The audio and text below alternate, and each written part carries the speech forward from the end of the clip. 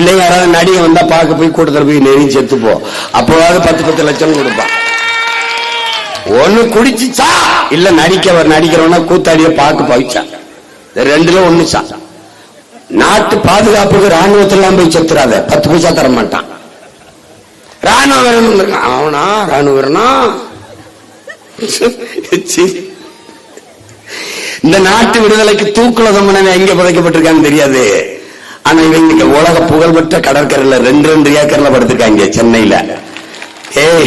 இங்கெல்லாம் மாறி ஒரு கேடுகட்ட கூட்டம். இந்த பாருங்க, எந்த வயசுல இப்ப வந்திருக்காரு பத்தியில இருக்கும்போது இந்த வீணா போன பயல்களா உழைச்சிட்டு, அதில் நான் திமுகவில் இருந்தேன். சரிதான். அப்ப துரோகத்தில் முதல் துரோகம் நீங்க ஆரம்பிச்சதுதான். அடுத்து அதை விட கடைசியா இப்ப இங்க வந்து வீதியில நிக்கிறப்பல முதலே சரி பண்ணியிருந்தா நான் என் தம்பி வீதிக்கு வந்திருக்க மாட்டான். புரியுதா? அது சேகுவாரா இருக்கான்ல, சேகுவாரா உட்கார்ந்து நண்பர்களோட அரசியல் பேசிட்டு இருக்காப்ல. சேகுவாரா படிச்சுக்கிட்டு இருக்கான், மருத்துவரா படிச்சுக்கிட்டு இருக்கான், டாக்டருக்கு. நண்பர்களோட அரசியல் பேசிட்டு இருக்கும்போது அவங்க அப்பா வந்து, இவங்களோட எல்லாம் சேராத, நோ பாலிடிக்ஸ், இவங்களோட எல்லாம் சேர்ந்து அரசியல் பேசக்கூடாது, படிக்கிற வேலையை பார். அவங்க அப்பா சேகுவாரா, நானும் என் நண்பர்களும் அரசியல் பேசுவது போல நீனும் நண்பர்களும் பேசி இருந்தால் நான் அரசியல் பேச வேண்டிய நிலைமை வந்திருக்காது, நான் படிக்கிற வேலையை பார்த்திருப்பேன். இதான் இப்ப எங்க ஐயாட்ட கேட்க வேண்டியது இருக்கு. அவரை மட்டும் காட்டு, எல்லாரும் அவர் அவரு குற்றவாளி எல்லாரும் தான், நானும் தான், இவரும் தான். எல்லாரும் சேர்ந்து கொல்லிக்கட்டை வச்சு தலையை சொரிஞ்சுட்டா ஒரு 25-30 வருஷம். இப்ப கீழே ஓடும்போது எல்லாம் பொண்ணா போச்சு. இப்ப என்ன பண்றேன்னு தெரியல. 20 அம்சம் கோரிக்கை. இப்ப எவன் காதல விழ போகுது? ஒண்ணும் கிடையாது. இப்ப ஓட்டு ஒண்ணு இருந்துச்சு எங்களுக்கு, அதையும் எஸ்ஐஆர்னு கிளப்பிட்டான். ஆமா, ஒவ்வொரு தொகுதியிலும் போய் கேட்டா 80,000 ஓட்டு இல்ல, 36,000 இல்ல, 26,000 இல்லைன்னு. அதுல எங்க குடும்பத்துல பல பேர், எங்க தம்பிகளுக்கெல்லாம் உயிரோடு இருக்கும்போது செத்துட்டான்னு அவன் போட்டான். அவன் வந்தது செத்தவர்களை, இறந்தவர்களை பட்டியல இருந்து நீக்க, உயிரோடு இருக்கிறவங்க செத்தவர்களை செத்துட்டான். டேய், ஏண்டா இப்படி செத்து போனவுக்கு? ஐயோ, அது எப்படின்னு சொல்லுங்க. எந்த கொம்பனாலும் குறை சொல்ல முடியாத ஒரு ஆட்சியை உங்கள் ஸ்டாலின் கொடுத்து கொண்டிருக்கிறேன். எவன் குறை சொல்லுவான்? குறைய தவிர வேற சொல்றதுக்கு என்ன இருக்கு? அங்க என்ன இருக்கு சொல்லுங்க. ஏங்க, அது என்னங்க, தேர்தல் வரும்போது விடுபட்ட பெண்களுக்கு 36 லட்சம் பேருக்கு மறுபடி 36 லட்சம் பேர் விடுபட்டதை நேத்தான் கண்டுபிடிச்சிருக்கேன். ஏன்னா 2 மாசத்துல தேர்தல். மடிக்கணினி மாணவர்களுக்கு எப்போ? பிப்ரவரியில. ஏன் மார்ச்ல தேர்தல் வரும்போது ஒரு பாசம் வரும் பாருங்க. எங்க ஊர்ல சாவுக்கு வரும்போது எங்க ஆத்தா மூளையில உட்கார்ந்து சும்மா உட்கார்ந்து அப்படியே இருக்கும். இந்த பாவி மனுஷன் இப்படி விட்டு போயிட்டாப்லையே, இந்த பிள்ளைகளை எப்படி வளர்க்கறதுன்னு தெரியலையே அப்படின்னு. இந்த ஊருக்காரன் அந்த பேருந்து நிலையத்துல இறங்கி அங்க இருந்து அழுவான் பாருங்க. யாய ராசா, நாங்கெல்லாம் இவங்க நமக்கு ரொம்ப பெரிய சொந்தம் இருக்குடா, அழுகிறாங்கடா. நாங்க நினைப்போம் அப்ப படிச்சுக்கிட்டு இருக்கும்போது ரொம்ப அழுகு, அப்படி கதறி உருடுறாங்களேன்னு. அவன் தான் திமுக இந்த பயலுக பயங்கரமா அழுவான். எப்ப அழுவான்? சாவுக்கு. எப்ப அழுவான்? தேர்தலுக்கு. ஏன் அந்த மடிக்கணிய பிப்ரவரி கொடுக்கறது போன வருஷம் கொடுத்துருக்கோம், அதெல்லாம் மறந்துட்டீங்கன்னா அப்ப கொடுத்தா தானே இது திமுக. ஐயா ஸ்டாலின் கொடுத்தது ஓட்ட அங்க போடணும். உதயசூரியனுக்கு போடு, அவங்க வீட்டுக்கு விடியும், நாட்டுக்கு விடியுமா? பேச்சாதானுங்க. எத்தனை காலத்துக்கு அந்த தவறை செய்யறது சொல்லுங்க? எத்தனை காலத்துக்கு?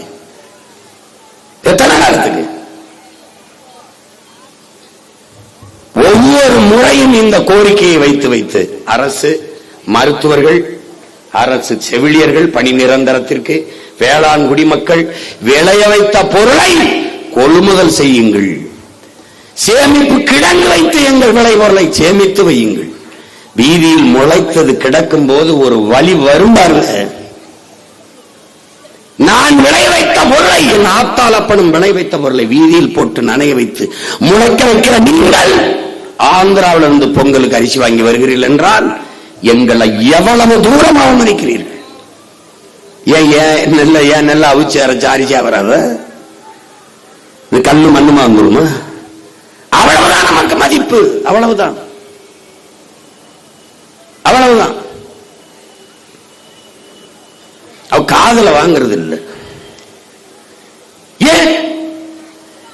வாக்குக்கு காசு கொடுத்தால் வாக்கை வாங்கிக் கொள்ள முடியும் என்கிற நிலை உருவாயிருச்சு. அறிவார்ந்த பெருமக்களே, அன்னைக்கு வாக்கு செலுத்துகிற மக்கள், வாக்காளர்கள் தங்களுக்கான ஆட்சியாளர்களை தீர்மானித்தார்கள். இன்று ஆட்சியாளர்கள் தங்களுக்கான வாக்காளர்களை தீர்மானிக்கிறார்கள். அதுதான் இந்த சிறப்பு வாக்காளர் திருத்தம். என்ன பண்றான்? எனக்கு இவன் என் ஓட்டு, அவன் இருப்பான், மத்தவன தூக்கு. எங்கே போய் கொண்டிருக்கிறது இந்த நாடு? எதை நோக்கி போய் கொண்டிருக்கிறது நினைக்கிறீர்கள்? விதை தடுப்பு சட்டம் இருக்கிறது. என்னிடத்தில் தக்காளி விதை இருந்தால் அம்மாவுக்கு விற்க முடியாது. அவரிடத்தில் கத்தரி விதை இருந்தால் நான் வாங்க முடியாது, வாங்க கூடாது, சட்டப்படி குற்றம். மொத்த விதையும் சின்சாண்டோ மான்சாண்டோ நிறுவனத்துக்கு வித்தாச்சு. அவன் கொடுக்கிற விதைத்தான் நீங்க வாங்கி விதைக்கணும். இப்ப விதையை தொலைத்து விட்ட ஒரு நாடு நீங்கள். அடிப்படையே தப்பு, எல்லாம் தப்பு.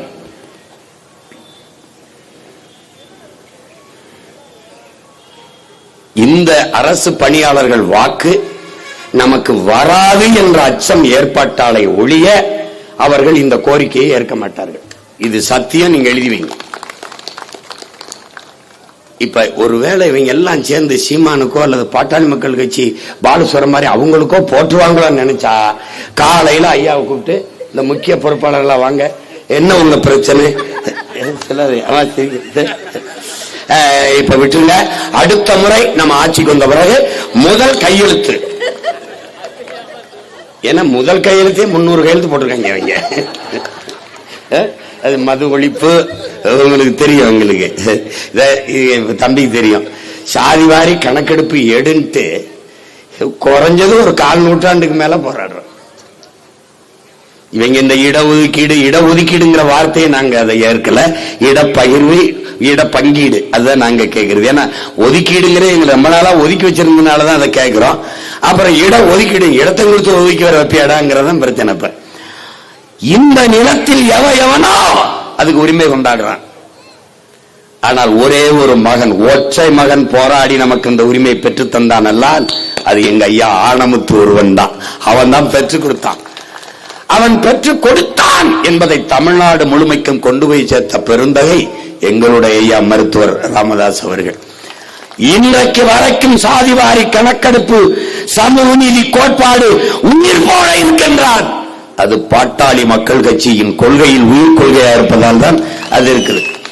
அதற்கு பின்னாடி வந்த என் போன்ற பிள்ளைகள் அந்த கோட்பாட்டை உறுதியாக பிடித்துக் கொண்டு நிற்கிறோம் என்றால் அது எங்க ஐயா அவர்கள் ஊட்டி அந்த உணர்வு, காட்டி அந்த பிடிப்பு என்பதை அறிவார்ந்த தமிழ் சமூக மக்கள் புரிந்து கொள்ளணும். எல்லாமே நமக்கு பிரச்சனையா இருக்கு. ஆனால் பெரிய பெரிய உற்சாகமும் நம்பிக்கையும் எனக்கு வருவது, இன்னைக்காவது உங்கள் உரிமைக்கு நீங்கள் வீதிக்கு வந்து போராட வந்திருக்கிறீர்கள் என்பதை பார்க்கிற போது பெருமையும் மகிழ்ச்சியும் இருக்குது. ஏனால் கற்றவர்கள் தான் மற்றவர்களுக்கு வழிகாட்ட வேண்டும். ஏன்னா உயிரினும் மேலானது உரிமை என்ற கோட்பாட்டை கொண்ட இனத்தின் மக்கள் நாம். அதான் ரொம்ப முக்கியம். நமது முன்னவர்கள் இந்த நாட்டை ஆளுகிற போது வெள்ளைக்காரன் வந்து நீ கப்பத்தை கட்டிவிட்டு ஆண்டுகொள் என்று சொல்லும்போது கேட்டுட்டு போறதுக்கு எவ்வளவு நாள் ஆகும்? என் பாட்டன் சேதுபதிக்கோ, என் பாட்டன் தீரன் சின்னமலைக்கோ, மருதுபாண்டியருக்கோ எவ்வளவு சிரமம், எவ்வளவு நேரம் ஆயிருக்கு. ஒண்ணும் இல்ல, சரிங்க என்னங்க வேணும், கப்பம் தான் கட்டுறேங்க, கட்டி நானே ஆண்டுகிறேன் சொல்ல முடியாதா? முடியும். ஏன் செய்யல? உயிரினும் மேலானது எனது உரிமை. அதான் அடிமை வாழ்வினும் உரிமை சாவு மேலானதுன்னு வச்சத்தான். அப்ப அந்த பரம்பரையில் வந்த நாம் நமக்கான உரிமையை இழந்து விட்டபடி வாழ்வது.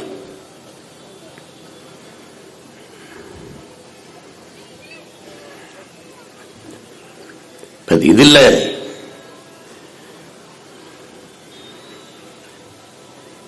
உங்க பிள்ளைகள் எங்கள்கிட்ட ஒண்ணுதான் இருக்குது, உங்களோட சேர்ந்து நாங்கள் உட்கார்ந்து போராடலாம், அவ்வளவுதான் எங்களுக்கு இருக்கிற வலிமை. இங்கு ஒன்றுதான் என் உடன் பிறந்தார்களே, மக்களின் பிரச்சனைகளை அரசு கவனத்தில் எடுக்காத போது மக்களுக்கு இருக்கிற கடைசி வாய்ப்பு அரசை, அதிகாரத்தை கையில் எடுப்பதுதான், வேற வழி கிடையாது. இப்ப நாம் என்ன செய்யணும்? இந்த கோரிக்கைகளை ஏற்று நிறைவேற்றுகிற ஒரு அரசை உருவாக்கணும், நிறுவனம். அதுதான் நமக்கு இருக்கிற கடைசி வாய்ப்பு. இதுல வேற ஒண்ணும் இல்லை நம்மகிட்ட. அதானே எங்கள் தலைவன் சொல்வான், துன்பத்தை தந்தவனுக்கு அதை திருப்பி கொடுத்துருன்ட்டு. கடன் வாங்கினா திருப்பி கொடுத்துறோம்ல, அதான கண்ணியம், அதான நாகரிகம், அதான அது தர்மம், அதான அறம். அப்ப எவன் துன்பத்தை தந்தானோ அவனுக்கு திருப்பி கொடுத்துடணும். அப்ப அவன் நமக்கு துன்பத்தை தரான், அவனுக்கு திருப்பி கொடுத்துடணும். என்ன பண்ணிடணும்? எந்த அதிகாரத்தை வைத்து நம் கோரிக்கையை நிறைவேற்ற மறுக்கிறானோ அந்த அதிகாரம் அவனுக்கு இல்லாது செய்யணும். அதான் இங்க இருக்கிறது. அப்ப எவன் நிறைவேற்றுவானோ அவனுக்கு அதிகாரம் அவன் கைக்கு செல்லணும். இதான் இங்க இருக்கிற வாய்ப்பு. அதை விட்டுட்டு திருப்பி திருப்பி திருப்பி அவனுக்கு அதிகாரத்தை கொடுத்துட்டு மறுபடியும் மறுபடியும் வீதியில் நின்று போராடுவது என்பது அது அறிவார்ந்த சமூகம் செய்யற வேலை இல்லை. அது வேலை இல்லை.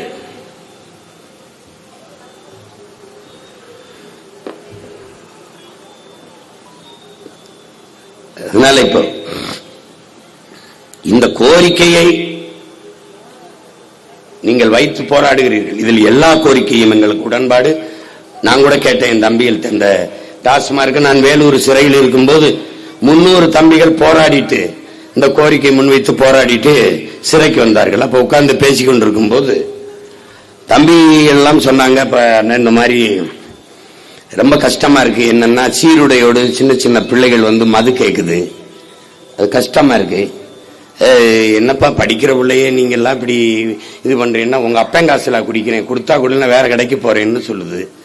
அப்ப அப்படியே இதயமே நொறுங்கி போகுது. ஒரு தம்பி சொல்றான், அழுகுறானா, என்னடா பண்றது பண்ண, எப்படியாவது வந்து இத மூடு நீ வந்து அப்படின்னா. சரி, அப்ப உங்களுக்கு எல்லாம் வேலை என்ன பண்ணலாம்னு சொல்லு அப்படின்னா, நாங்க ஒண்ணு செய்யறோம்னே, பிச்சை எடுத்து கூட பொழைச்சுக்கிறோம், நீ மூடி விட்டுருன்றான். எனக்கு இன்னும் ஞாபகம் இருக்கு எனக்கு. அதனால இந்த டாஸ்மார்க் பணியாளருக்கு நிரந்தரம் பணி நிரந்தரம்ங்கிறத நான் உறுதி தர முடியாது. வேணா உங்க கோரிக்கையை ஏற்று போராடுறேன், ஆனா நான் தான் மூடிடுவேன். அதான் சொல்றேன்ல, அது அது எதுக்கு சொல்ல வர, நான் மாற்று வேலை கொடுத்துறேன். கல்வி, கல்விக்கேற்ற வேலை, வேலைக்கேற்ற சம்பளம், அதை கொண்டு வாழ்கிற பெருமை மிக்க வாழ்வு. சாராயம் கிடையாது, சாராயம் கிடையாது. மாற்று வேலை இருக்கு. வேலை இல்லை என்ற சொல்லே தமிழ்நாட்டில் இல்லாத அளவுக்கு நம்மளால செய்ய முடியும். என்ன செஞ்சு விடுவாய்? என்ன செஞ்சிருவீங்க சீமான்? நிலமும் வளமும் சார்ந்த தொழிற்சாலைகள், வேலை வாய்ப்பு, வளர்ச்சி. நீ விருத்தாச்சலத்திலே இரு, நான் அரசு வேலையோட வாரேன்.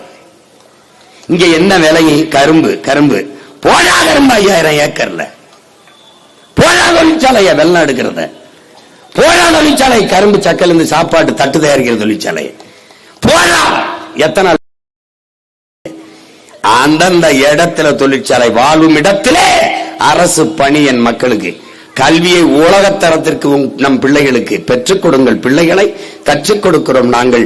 பிள்ளைகள் வீட்டின் செல்வங்கள் அல்ல, நாட்டின் செல்வங்கள். ஆகச் சிறந்த கல்வி உலகத்தரத்திற்கு தனி ஒரு முதலாளி அவனால் சிறந்த கல்வியை தர முடியும். 8 கோடி மக்களால் நிறுவப்பட்ட ஒரு அரசால் தர முடியாதா? இது கேள்வி. வா மோதுவான். தமிழ்நாடு அரசின் பள்ளி கல்லூரி சிறப்பா இருக்கா, தனி ஒரு முதலாளி நடத்துறது சிறப்பா இருக்கா? வா மோதுவோம். அப்ப ஆகச் சிறந்த கல்வி இலவசம், காசு கிடையாது. உன் தாய் உடல்நிலை சரியில்லை, உன் தாய் அல்ல, தேசத்தின் தாய். உன் தந்தை அல்ல, தேசத்தின் தந்தை. 1 ரூபாய் 1 கோடி மருத்துவம். முதல் குடிமகனுக்கு என்ன மருத்துவமோ அது கடைகோடி மகனுக்கும் இருக்கு. வாடா, அதான்டா ஜன்னாய, இங்க வாடா, நான் வைத்தியம் பாக்குறேன், காசு 1 ரூபாய் செலவில்லை உனக்கு. அப்புறம் வேற என்ன செய்யல? நானே வேளாண்மை செய்கிறேன். வேளாண்மை செய்வது அரசு பணியாக மாறிடுது. ஆடு மாடு வளர்த்தல் அரசு பணியாக மாறிடுது. நாட்டு கோழி வளர்த்தல், பட்டுப்பூச்சி வளர்த்தல், நெசவு, வாத்து எல்லாம் அரசு பணி. அவனவன் வாழ்விடத்துல என்ன உனக்கு செலவு?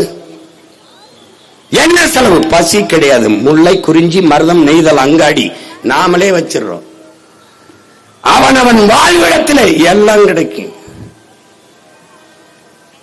இந்த கேவலப்பட்டங்க மாதிரி மாசத்துக்கு 1000 ரூபாய் தம்பி சொல்றாரு பால, மாசம் 12,000 ரூபாய் தான் யாருக்கு? இந்த அரசு பணியாளர் டாஸ்மாக் இருக்கு. அம்மாவுக்கு 1000 ரூபாய், அம்மாவுக்கு 1000 ரூபாய். இத வேற அது சக்சஸ்ஃபுல் ஸ்கீம்னு வேற நம்ம கிட்ட சொல்றாங்க. நல்லா வெற்றிகரமா போகுது.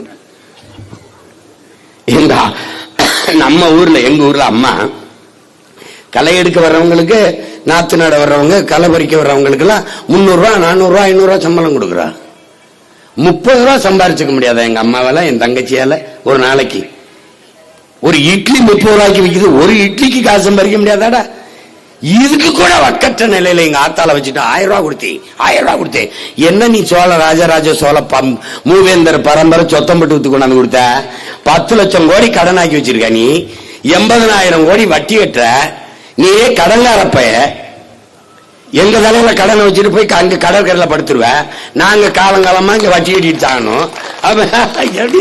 எப்படி இருக்குவாரு?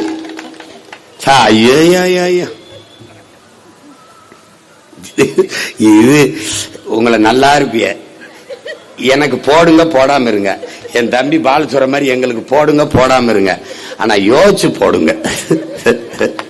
பாத்திரம் அறிஞ்சு பிச்சையை போடுங்க. என்னம்மா எந்தையாவது எவனுக்காவது போட்டு மறுபடியும் இன்னொரு தடவை எங்களை போராட கூப்பிடாதீங்க. ரொம்ப சோர்வாயிருது. ஏன்னா திருப்ப திருப்ப திருப்ப அப்படின்னு ஒரு தடவை தவறு பண்ணலாம், 2 தடவை தவறு பண்ணலாம். இப்படியா 60 வருஷமாவா எங்களை பாடுபடுத்துவிய? கரும்பு கரும்பு. அதனால அறிவார்ந்த பெருமக்கள், காலையில் ரொம்ப நேரமா நீங்க இருக்கிறீங்க. இதுல இருள் வேற ஆயிருச்சு. ஒரே தான் இங்கே நம் தலைவர் பெருமகன் பாலசுப்ரமணியாவும் தம்பி பாலு அவர்களும் வலியுறுத்தி சொல்லிட்டாங்க. உங்கள் கோரிக்கையோடு நாங்கள் உங்களோடு நிக்கிறோம். எங்களை கட்சி சார்ந்தவர்கள், ஒரு அரசியல் இயக்கம் சார்ந்தவர்கள் என்று நீங்கள் கருதாதீர்கள். உங்கள் உடன் பிறந்தவர்கள், உங்களிடமிருந்து உங்களுக்காக வந்தவர்கள் என்பதை நீங்கள் கவனத்தில் எடுத்துக் கொள்ளுங்கள். இந்த கோரிக்கையை அரசு ஏற்று, எந்த அரசு ஏற்று நிறைவேற்றுவேன் என்கிற உறுதியை தருகிறதோ அதற்கு நாங்கள் வாக்களிப்போம் என்கிற முடிவை இந்த கூட்டம், இந்த மாநாட்டு தீர்மானத்தில் நீங்கள் நிறைவேற்ற வேண்டும். அப்படி இல்லை என்றால் எந்த அரசு நிறைவேற்றும் என்று சொல்லுதோ அந்த அரசை தேர்வு செய்வோம், உருவாக்குவோம் என்ற முடிவை நீங்கள் எடுக்க வேண்டும். ஆனால் அறிவார்ந்த பெருமக்கள், நீங்கள் ஒரு அறிவு பரம்பரையின் வாரிசு. நாமெல்லாம் உலகிற்கு அறிவை கடன் கொடுத்த இனத்தின் மக்கள். இந்த மண் சாதாரண மண் இல்ல. விருத்தாச்சலமும் கடலூரும் இந்த மாவட்டம் தமிழ் தேசிய இனத்தின் மாபெரும் புரட்சியாளன் என் தாத்தா கலியபெருமாள் உளவிய மண். தமிழ் தேசிய இனத்தினுடைய விடுதலைக்கு போராடிய மிகப்பெரிய புரட்சியாளன் என் அண்ணன் பொன்பரப்பி தமிழரசன் பிறந்த மண், உளவிய மண். அவன் காலடிபட்ட இடத்தில், அவர்கள் விட்ட மூச்சுக்காற்று உளவிக் கொண்டிருக்கிற இந்த நிலத்தில் நின்று நாங்கள் இந்த உங்களுக்காக இந்த கோரிக்கையை ஏற்று போராடுவது என்பது பெருமைக்குரியது. ஆனால் தொடர்ந்து நாம் போராடிக்கொண்டே இருக்க முடியாது. அதுக்கு ஒரு முற்று வர வேண்டும். அப்படி என்றால் நம் கோரிக்கையை ஏற்காத அரசை தூக்கி வீசிவிட்டு அதை கவனிக்கிற, ஏற்கிற ஒரு அரசை நாம் உருவாக்க வேண்டும் என்கிற முடிவுதான் நம்மகிட்ட இருக்கிற இறுதி வாய்ப்பு. அதுதான் என் அன்பிற்குரிய மக்களே. நாம் நேசிப்போம். அந்த பெண் நம்மை நேசிக்கவில்லை என்றால் நம்மை நேசிக்கிற பெண்ணை எப்படி மனமுடித்து வாழ்வோமோ அப்படித்தான். இவன் செய்யல, தூக்கி போடுறவன, எவன் செய்வானோ அவனை தூக்கி வைக்கிறா. இதுதான் இங்க இருக்கிற கடைசி வாய்ப்பு. அந்த முடிவுக்கு அறிவார்ந்த பெருமக்கள் வர வேண்டும். காலம் களம் ரொம்ப கிட்டத்தில் இருக்கிறது. 4 மாதங்கள் கூட இல்லை. நம் இடத்திலே வலிமை மிக்க கருவி இருக்கிறது, வாக்கு என்கிற கருவி. அதை அநீதிக்கு எதிராக, அடக்குமுறை ஒடுக்குமுறை அதற்கு எதிராக நம்முடைய உரிமையை காக்க, வருங்கால தலைமுறையின் பாதுகாப்பை உறுதி செய்ய அந்த ஆயுதத்தை தூக்குவோம். இந்த போராட்டத்தில் உணர்வெழுச்சியோடு பங்கேற்ற மதிப்புமிக்க பெருமக்கள், பல்வேறு துறைகளை சார்ந்த பொறுப்பாளர்கள், எல்லோரும் இங்கே வந்திருக்கிறீர்கள். குறிப்பாக பெண்கள் பெரும் எண்ணிக்கையில் பங்கேற்றிருக்கிறீர்கள். உங்கள் எல்லோருக்கும் பெண்கள் பங்கேற்காத போராட்டமும் புரட்சியும் வென்றதாக வரலாற்றில் செய்தி இல்லை. நீங்கள் இங்கே வந்து என்னுடைய ஐயா அம்மா எல்லாம் வந்து என்னுடைய அலுவலகத்தில் நீங்கள் அவசியம் வர வேண்டும் இந்த போராட்டத்துக்கு என்று கும்பிடும் போது என்னை படிப்பிச்ச ஆசிரியர் பெருமக்கள் என்னை கும்பிடுவது போல இருந்தது, கூச்சமாக இருந்தது. இதற்காவது நம்ம போகணும்டா, சண்டையை போடணும்டா அப்படின்னு. அதனால இது உங்க வேலை இல்லை, உங்கள் பிள்ளைகள் எங்களின் வேலை. எங்களிடத்தில் ஒப்படைங்கள், நிம்மதியாக போயிருங்கள். இதை நிறைவேற்றுவோம். இல்லை என்றால் நிறைவேற்றுகிற அரசை நாம் உருவாக்குவோம். நம்பிக்கையோடு செல்லுங்கள். மறுபடியும் போராட்ட களத்தில் கூட வேணாம். சாதித்த ஒரு கூட்டத்தில் இந்த கோரிக்கைகள் எல்லாம் வென்று விட்டோம் என்ற ஒரு வெற்றி கூட்டத்தில் நாம் கூடுவோம். போராட்டத்தில் பங்கேற்ற அனைத்து துறை பொறுப்பாளர்கள், பெரியவர்கள், ஆசிரியர் பெருமக்கள், துப்புரவு தொழிலாளர்கள் எல்லாமே இருக்கிற பிரச்சனையை தனியார் மயப்படுத்தல் தான். எதையும் நிரந்தரம் இல்லாது பகுதி நேரம் தொகுப்பு இப்படி. ஏனால் பணி நிரந்தரம் செய்தால் ஓய்வூதியம் கொடுக்க வேண்டும். அதனால் முதலாளிகளிடத்திலே ஒப்பந்த கூலிகளாக கொடுத்து விடுவது. இதுதான் போக்குவரத்திலிருந்து எல்லாவற்றிலிருந்தும் நடக்குது. ஆசிரியரிலிருந்து மருத்துவரிலிருந்தும்